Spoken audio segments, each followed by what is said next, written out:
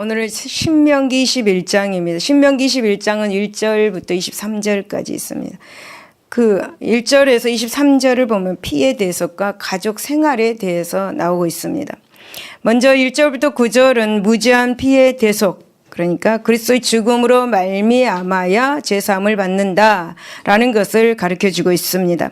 여러분 신명기 19장 1절에서 10절을 보면 이스라엘 백성들은 곧 젖과 꿀이 흐르는 가나안 땅으로 갈 것입니다. 그렇지만 그곳에서의 삶이 정말 이상적인 것은 아닙니다. 여러분 그 땅은 살인의 피로 얼룩질 것입니다. 여기서 하나님은 그들의 현실에 맞는 그런 규정을 주시죠. 만일 어떤 사람이 부주중에 실수로 다른 사람을 죽이게 되면 어떻게 해야 된가? 예를 들어서 두 사람이 나무를 베다가 도끼가 자루에서 빠져서 동료를 죽게 만듭니다. 이때 그는 심각한 상황에 빠집니다. 죽은 사람의 가족은 피해 그 복수를 하려고 할 것입니다. 정식 재판에 회부되기도 전에 또 다른 살인이 발생할 수 있습니다. 이런 그 위기를 막고 이 한 생명을 보존하기 위해서 만든 것이 무엇입니까? 도피성입니다. 이 도피성을 하나님께서 만드신 것이죠. 여러분 인간의 생명은 하나님이 주신 것 바로 생명입니다. 그래서 하나님께서는 모든 사람의 생명은 다 귀하다. 그러므로 나의 생명도 다른 사람의 생명도 우리는 귀하게 여길 줄로 믿습니다. 그렇다면 의도적으로 살인을 저지른 사람은 어떻게 되는가?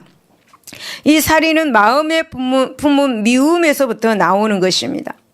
미움은 바로 살인을 계획하게 됩니다. 엎드려서 기다리면서 기회를 노리다가 사람을 죽인다, 공격합니다. 여러분 이것은 의도적인 살인이죠. 이 살인을 여러분 의지적으로 선택한 자에게 도피성은 더 이상 보호 장치가 될 수 없을 것입니다. 그는 자신의 죄 때문에 심판을 받아야 하지요. 이것은 여러분 이스라엘 백성들 가운데서 의도적인 살인을 끊고자 하시는 하나님의 의지였습니다. 여러분 이스라엘 백성들은 심판의 냉정함을 보면서 생명의 가치를 다시 새겨야 했습니다. 오늘날 보면은 영화 그리고 TV 책들이 폭력과 살인으로 그렇게 심각하게 오염되어 있습니다. 여러분 어떤 사람이 이제 모녀가 여관을 운영하고 있었습니다. 어머니는 이곳에서 어렸을 때 집을 떠나는 아들을 그곳에서 기다렸습니다. 가난과 고독에 시달린 이 모녀는 어느 날부터 부유하게 보이는 남자 손님을 살해한 후에 그 금품을 다 빼앗고 시체를 강물에 던져버렸습니다. 어느 날 또 말쑥한 차림한 청년이 여관을 찾아왔습니다. 청년은 고향을 떠난 후에 크게 성공을 해서 가족을 만나러 기향하던 그런 길이었습니다. 모녀는 청년에게 독약을 먹인 후에 강물에 던졌습니다. 여인은 지갑에서 돈을 꺼내다가 살인자의 피살자의 신분증을 보고 깜짝 놀랐습니다. 그는 바로 자신이 지금까지 기다려온 아들이었던 것이죠. 이것은 알베르 캐미의 소설 오해의 줄거리입니다. 여러분 살인이란 말은 말하고 싶지도 않습니다. 정말 무서운 그런. 성경에서 이 살인하는 자에 대해서 굉장히 엄격하게 다루고 있습니다. 특히 여러분 살인자가 단순히 생명을 빼앗았다는 것에서 그치지 않죠. 하나님께서 귀히 여기는 이 생명을 인간이 해쳤다라는 그 의미에서 살인은 하나님의 형상을 파괴한 행위로 간주가 되었습니다. 따라서 이 살인자에 대한 처벌 규례는 굉장히 엄격할 수밖에 없었습니다. 그런데 죽은 자는 발견되었는데 살인한 자가 오리무중일 때 살인자를 처벌할 수가 없었습니다. 이러한 경우에 대해서 본문은 규례를 정하고 있습니다. 그것은 먼저 뭐냐 하면 피살된 시체가 발견된 곳에서 가장 가까운 성읍의 장로들과 그리고 재판장들이 나와서 거리를 쟀습니다. 그리고 새끼를 낳지 않는 암소를 택하여서 잡아서 죽은 자를 위해서 속죄 의식을 행하였습니다.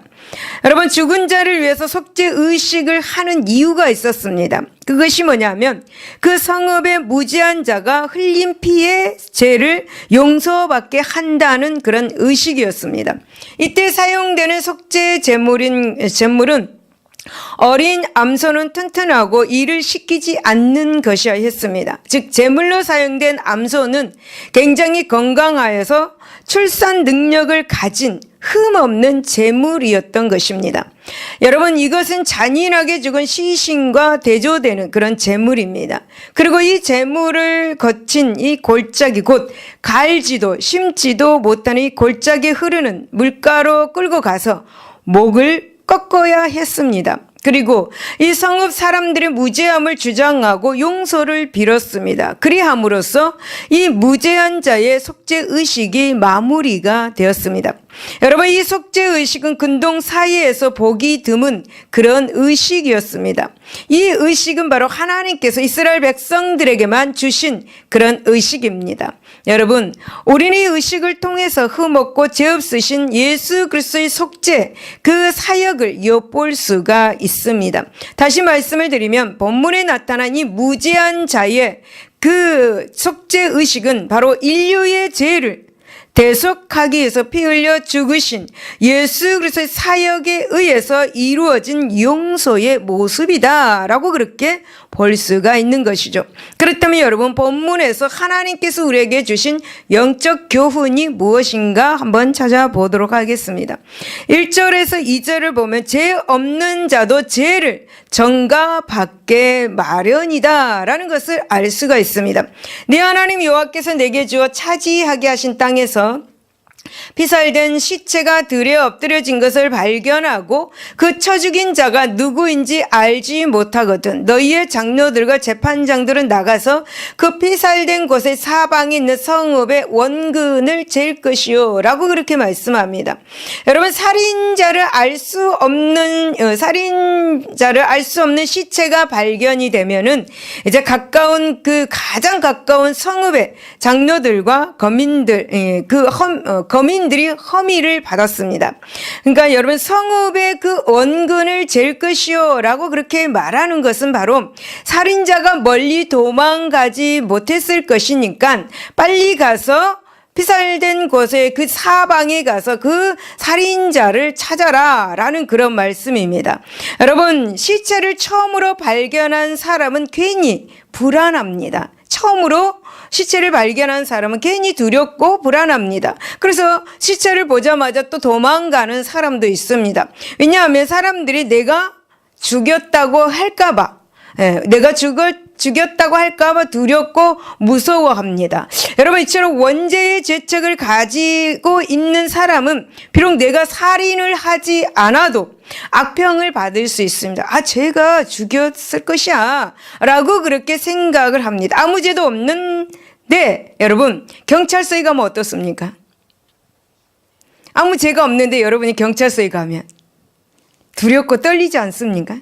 아무 죄가 없는데 경찰서에 가면 괜히 두렵더라고요. 그와 똑같은 거예요. 지금 본문에서 말하고 있는 것이 그와 똑같은 거예요. 여러분, 무죄한 자가 죄인과 더불어 사는 사이가 오늘날 인간 세계인 것이죠. 그리고 이제 죄인과 더불어 사는 사이에서 악을 저지르는 자로 인해서 죄를 전가받은 일은 흔한 일입니다. 그러니까 누명을 썼다. 그런 말이에요. 지금 이 본문에서. 누명을 쓴 거예요. 누명을 쓸 수 있다라는 것을 가르쳐 주는 겁니다.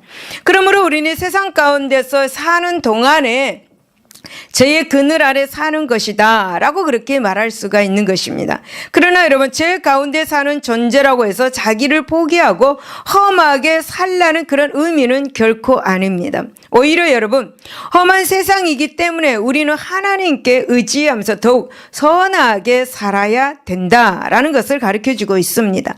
여러분, 우리는 예수님의 보혈의 공로로 이미 죄 사함을 받은 그런 성도들입니다. 이전에 죄책 아래 살던 때와는 무엇이 달라도 달라야 할 것입니다. 여러분, 우리는 뭐가 달라져야 할까? 무슨 면이 달라져야 될까? 여러분, 그것은 바로 하나님께 의지하는 것, 그것이 돼야 돼요. 예수 믿기 전과 예수 믿고 난 후 무엇이 달라져야 되는가? 바로 하나님을 의지하는 것. 할렐루야. 그리고 거룩한 하나님의 자녀로 신앙의 정절을 지키는 것. 그게 달라져야 합니다. 그럼 예수 믿지 않을 때와 예수 믿고 난 후에 똑같다면 안 되겠죠. 예수 믿지 않았던 그 습성을 예수 믿고 나서도 한다면 안 되겠죠. 어떻게 생각하십니까? 여러분, 정말 우리는 예수 믿고 난 후, 우리는 예수 믿고 난 후입니다. 우리는 예수 믿고 난 후에 예수님을 의지하고 예수 그리스도의 거룩한 삶을 사는 저와 여러분이 되시기를 바랍니다. 여러분, 우리는 죄의 정가를 받을 수 있는 그런 환경에서 살고 있습니다. 그러기에 우린 더욱더 예수 그리스도께 의지하는 삶, 그 삶을 살아야 될 줄로 믿습니다. 그 삶이 바로 아름다운 삶인 것이죠. 두 번째 보면 3절에서 4절입니다. 예수 그리스도께서는 자진하여서 죄의 정가를 받으셨음을 알 수가 있습니다. 그 피살된 곳에서 제일 가까운 성읍의 장로들이 그 성읍에서 아직 부리지 않냐고 멍에를 매지 않냐 암송아지를 취하여 그 성읍의 장로들이 물이 항상 흐르는 갈지도 않고 씨를 뿌린 일도 없는 골짜기로 그 송아지를 끌고 가서 그 골짜기에서 그 송아지의 목을 꺾을 것이요 라고 그렇게 말씀합니다. 여러분, 무지한 자의 속죄의식에 사용된 이 흠없는 암소는 스스로 속죄양이 되신 예수 그리스도를 상징하고 있습니다. 여러분, 다시 말씀을 드리면 암소가 한 번도 멍에를 맨 일이 없었던 것처럼 예수님께서도 흠없으신 하나님의 독생자이십니다. 또 여러분, 암소의 목이 꺾이는 희생은 바로 예수님께서 인류의 죄를 대신 지고 십자가에서 그 보배로운 피를 흘렸다라는 그것을 가리키고 있다라고 그렇게 말씀을 드리고 싶습니다. 그런데 여러분, 예수 그리스도께서 하나님의 독생자이시고 또 삼위 하나님의 한 분으로서 그 귀한 보좌를 버리시고 낮고 천한 말구에 오셨습니다. 이 땅에 오셨습니다. 그것도 어떻게 해요? 자진하여서 이 땅에 오셨습니다. 그리고 여러분, 이 땅에 무죄하신 분으로서 이렇게 고난을 십자가에서 당하셨죠. 무죄한 그 암소가 범죄한 한 사람, 그 사람 때문에 끌려 나가서 발각되지 않는 죄 때문에 대속의 죽음을 맛보아야 했죠. 이처럼 여러분, 예수 그리스도께서도 자진하여서 인류의 주홍 같은 그런 죄를 대신 짊어지고 골고다의 그 십자가 언덕길을 올라가서 십자가를 지을 수밖에 없었습니다. 여러분, 예수 그리스도께서는 자진해서 죄의 정가를 받으셨던 것이죠. 여러분, 예수님은 죄가 없으신 분입니다. 흠이 없으신 분입니다. 우리의 죄를 정가받아서 그분이 고통을 받으신 것입니다. 그래서 예수님께서 우리의 죄를 정가받으신 거예요. 스스로 자진해서. 여러분 옆에 있는 사람의 죄를 정가받을 수 있습니까? 난 싫어. 너 죄를 내가 왜 정가받아? 이렇게 모든 사람들이 그렇게 하겠죠. 근데 예수님은 사람인데도 불구하고 모든 인류의 죄를 정가받으셨어요. 그리고 고통을 받으신 거예요. 이처럼 여러분, 오늘날 우리들도 예수 그리스도의 보혈로 말미암아 구속의 은총을 입게 된 것을 믿으시기를 바랍니다. 세 번째 6절에서 9절을 보면 제사함을 받기 위해서는 예수님의 공로를 의지해야 합니다.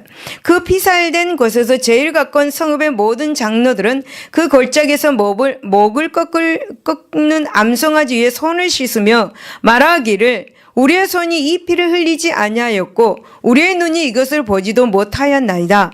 여호와여, 주께서 속량하신 주의 백성 이스라엘을 사하시고 무죄한 피를 주의 백성 이스라엘 중에 머물러 두지 마옵소서 하면 그 피 흘린 죄가 사함을 받으리니 너는 이와 같이 여호와께서 보시기에 정직한 일을 행하여 무죄한 자의 피 흘린 죄를 너희 중에서 제할지니라 라고 그렇게 말씀합니다. 여러분, 죄와 허물로 죽을 수밖에 없던 이 인간이 죄 사함을 얻기 위해서는 예수의 피의 공로를 의지해야 합니다. 여러분, 왜 예수 그리스도의 피의 공로를 의지해야 하는가? 그것은 바로 피로써 갚아져야만 예수님의 공로, 그 공의가 만족되기 때문입니다. 여러분, 구약 시대에는 암송아지 피를 통해서 대속이 이루어졌습니다.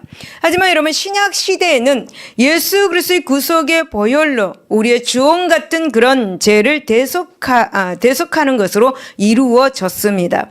여러분, 본래는 이름 모를 자를 위해서 살인자가 죽어야 했습니다. 그래야만 죽은 자의 피가 살인자의 피를 통해서 사해질 수 있었기 때문이죠. 그러나 여러분, 살인자를 알 수 없으므로 무지한 암송아지가 그렇게 희생됨으로 대속을 이루었습니다. 여러분, 이와 마찬가지로 우리 또한 우리가 죽을 수밖에 없었습니다. 그러나 무지한 죄가 없으신 예수 그리스도의 피를 흘림으로 대속의 은총을 잊게 된 것입니다. 그러므로 여러분, 예수 그리스도의 피 흘림은 바로 나를 위한 피 흘림인 것을 믿으시기를 바랍니다. 여러분, 베드로전서 1장 19절은 오직 흠없고 점없는 어린 양 같은 그리스도의 보배로운 피로 된 것이다 라고 그렇게 말씀합니다.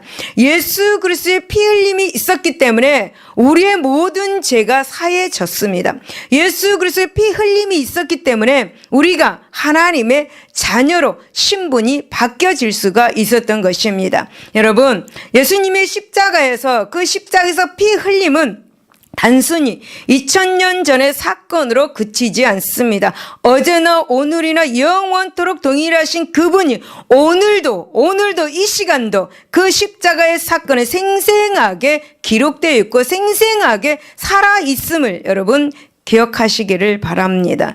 여러분, 오고 오는 세대의 영원한 대속을 위해서 예수 그리스도께서 무죄하심에도 불구하고 대속의 십자가를 지신 것 여러분 꼭 믿으시기를 바랍니다. 그래서 여러분, 사도 바울은 갈라디아서 2장 20절에 내가 그리스도와 함께 십자가에 못 박혔나니 그런즉 이제는 내가 산 것이 아니요 오직 주께서 내 안에 사신 것이라 라고 그렇게 고백하였습니다. 여러분, 무슨 말씀입니까? 이 말씀은 우리가 예수 그리스도의 피 공로를 의지할 때 이미 구속함을 받았다라는 그런 말씀입니다. 그래서 여러분, 우리는 항상 예수 그리스도의 피 공로를 여러분 의지해야 될 줄로 믿습니다. 보혈의 피 그냥 입으로만 하지 말고 믿음으로 예수 그리스도의 피를 주장하시기를 바랍니다. 예수 그리스도의 피를 주장할 때 우리 환경이 바뀌고 예수 그리스도의 피를 주장할 때 질병이 치료받고 문제가 해결이 된다는 사실을 여러분 기억하시기를 바랍니다. 할렐루야. 여러분, 우리는 예수 그리스도의 대속의 피로 말미암아 구원을 얻은 하나님의 자녀들입니다. 그러므로 우리는 항상 나를 위해 피 흘려 돌아가신 예수 그리스도를 기억하면서 감사하는 생활을 해야 될 줄로 믿습니다. 할렐루야.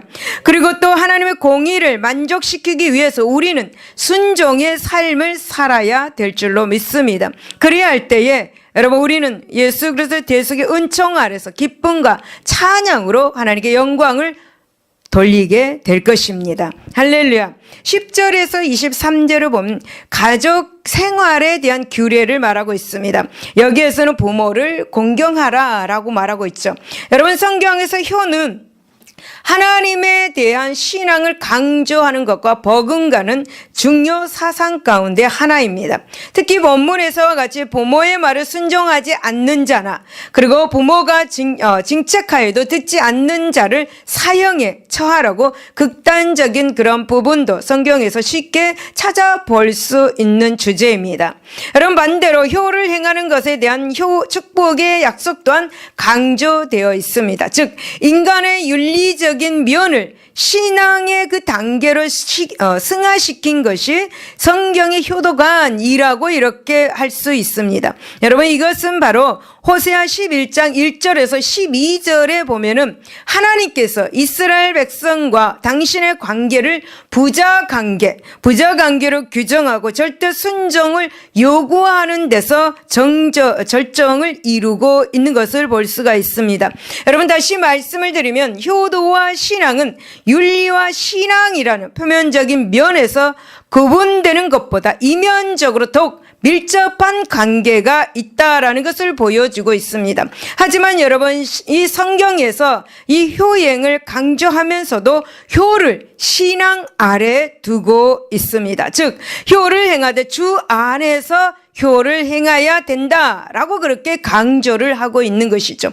에베소서 6장 1절에 보면 자녀들아 주 안에서 너희 부모에게 순종하라 이것이 옳으니라 주 안에서 부모를 순종하라 라고 그렇게 말씀합니다. 그러니까 신앙 안에서 부모를 순종하라는 것이죠. 여러분 성경에서 말하는 효도는 하나님의 창조 질서 속에서 하나님을 향한 그런 신앙 가운데 지켜지는 신앙 안에서의 효도인 것을 여러분 기억하시기를 바랍니다.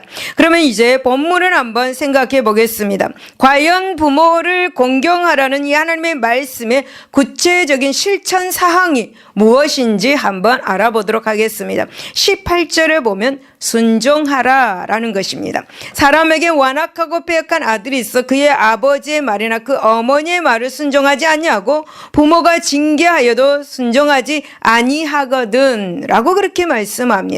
여러분 여기서 부모를 공경하는 데 있어서 가장 근간이 되는 것은 바로 순종입니다. 순종. 여러분 순종은 히브리어로 샤마입니다. 이 샤마라는 뜻이 뭐냐면 듣다, 경청하다라는 그런 의미를 가지고 있습니다. 그렇습니다. 여러분 순종하기 위해서는 먼저 부모님의 뜻이 무엇인지 알아야 합니다. 부모님의 뜻을 모르고 내가 생각하는 대로 한다. 그러면 그거는 순종이 아닙니다. 여러분 부모님의 말씀을 잘 들어야 듣고 순종해야 하는 것이 바로 효도, 바로 순종, 샤마, 듣고 경청하는 것입니다. 여러분 어느 날 부모 자식 간의 문제가 왜 발생한다라고 그렇게 생각하십니까? 문제가 발생하는 이유가 무엇입니까? 여러분 사회학자들은 한결같이 대화의 결핍이다. 대화의 결핍 때문에 문제가 발생한다라고 그렇게 말합니다. 대화. 여러분 집에서 자녀들과 대화하십니까? 텔레비만 보고 있습니까? 폰만 하고 있습니까? 여러분 이것을 세대 차이라고 그렇게 말합니다. 세대 차이. 대화의 결핍 이것을 세대 차이라고 말합니다. 여러분 이것은 핵가족된 그 사이에서 바쁘게 사는 사람들은 무관심이라고도 그렇게 말합니다. 하지만 공통적인 견해는 역시 대화의 부족이다라고 그렇게 말할 수가 있습니다. 여러분 부모와 자식 사이에 언제부턴가 대화의 단절이 시작되었습니다. 한번 생각해 보세요. 자녀들하고 이 대화를 하고 있는지. 그 결과 자식은 가정을 떠나서 사회에서 겉돌기 시작했습니다. 무슨 말입니까? 자식이 부모의 말을 듣지 않게 되었다는 거죠. 부모의 말씀을 듣지 않게 되는 것이 시작이 되었다는 것입니다. 여러분 물론 이 같은 결과의 책임을 자녀들에게만 돌릴 수는 없습니다. 여러분 애들이 머리가 커지면 부모 말을 안 듣는다 그런 말을 많이 하죠. 애들은 자기 마음대로 행동하고 말합니다. 예. 그것이 바로 애들의 책임인가 부모의 책임인가 이거를 이제 말하고 싶은 거예요. 여러분 도덕이 땅에 떨어지고 사회적 병폐가 되어버린 이 불효의 원인에는 부모 자식 간의 대화 부족이 있다는 사실은 다 아는 일입니다. 그러면서도 충격을 받지 않습니다. 그러면서도 실천을 하지 않습니다. 자식들과 대화를 잘 하지 않습니다. 서로 앉으면 등 돌리고 폰이나 하고 폰에서 뭐 텔레비나 보고 이렇죠. 여러분 그러므로 성도된 우리 가정에서는 어떻게 해야 되는가? 여러분 정말 아름다운 모습이 하나님 앞에 보여져야 되지 않겠는가? 여러분 부모는 자녀를 사랑으로 훈계하고 자녀는 부모 공경을 몸에 익히는 그런 모습들 얼마나 아름다운 모습이 될까 생각해 봅니다. 여러분 특별히 하나님께서는 부모 공경을 명령하셨습니다. 그리고 그에 따르는 상금도 주신다라고 그렇게 말씀하셨습니다.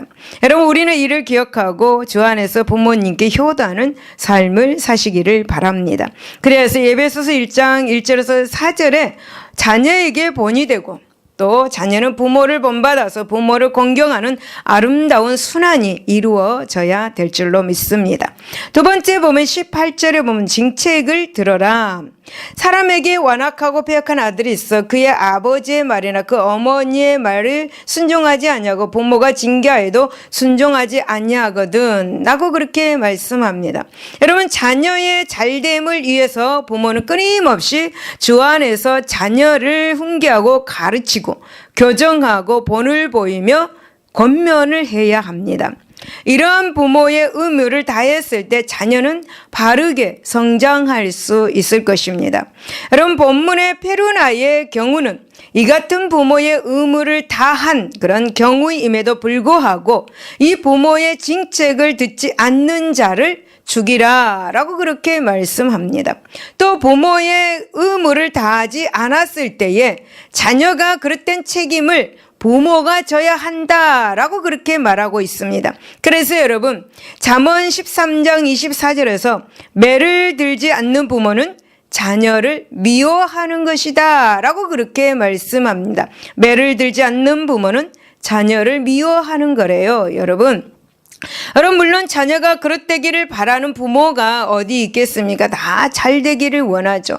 자녀가 삐뚤게 나가는데 징책하지 않을 부모가 어디 있겠습니까? 부모는 사랑으로 그리고 자녀를 훈계하는데 인색하지 않습니다. 여러분, 마치 하나님께서 당신의 영적 그런 자녀들을 돌보실 때에 징계도 마다하시지 않는 것처럼 말이죠. 여러분, 하지만 여러분 본문에 나타나는 이 페루나처럼 부모의 징책을 듣지 않는 자녀도 있는 것이 지금의 현실입니다. 때문에 부모는 끊임없이 자녀에 대한 관심을 가지고 주 안에서 기도하면서 훈계해야 되는 것입니다. 그리고 자녀된 자는 부모의 훈계가 잔소리가 아니라 사랑에서 나온 것임을 깨닫고 순종을 해야 됨을 기억하시기 바랍니다. 여러분, 성경 디모데전서 5장 4절에 만일 어떤 과부에게 자녀나 손자들이 있거든 그들로 먼저 자기 집에서 효를 행하여 부모에게 보답하기를 배우게 하라. 이것이 하나님 앞에 받으실 만한 것이다 라고 그렇게 말씀하고 있습니다. 여러분, 부모에 대한 자녀의 효도는 부모가 자녀를 사랑하는 것에 미치지 못한다고 합니다. 이 말은 자녀들이 명심하고 마음에 이렇게 새겨야 할 교훈임을 여러분 기억하시기를 바랍니다. 여러분, 그만큼 자녀에 대한 사랑으로 모든 것을 희생하는 분이 부모임을 자녀가 깨달을 때 부모 공경은 자연스럽게 나타나게 되는 것이죠. 사랑하는 여러분, 우리는 부모 자식 간의 사랑과 공경의 관계에 대해서 지금 알아보았습니다. 여러분, 여기에서 우리는 우리들 현실의 문제를 통해서 과연 하나님 아버지의 사랑에 보답하여서 자녀된 우리들이 하나님 섬김에 있어서 어떤지 한번 우리 마음을 돌아보시기를 바랍니다. 그러므로 여러분, 우리는 주 안에서 자녀를 잘 양육하기 위해서 또 주 안에서 부모를 잘 공경하기 위해서 하나님의 사랑을 몸으로 체험하는 그런 신앙을 가져 삶에서 복을 받는 저와 여러분들이 되시기를 바랍니다. 할렐루야. 기도하겠습니다.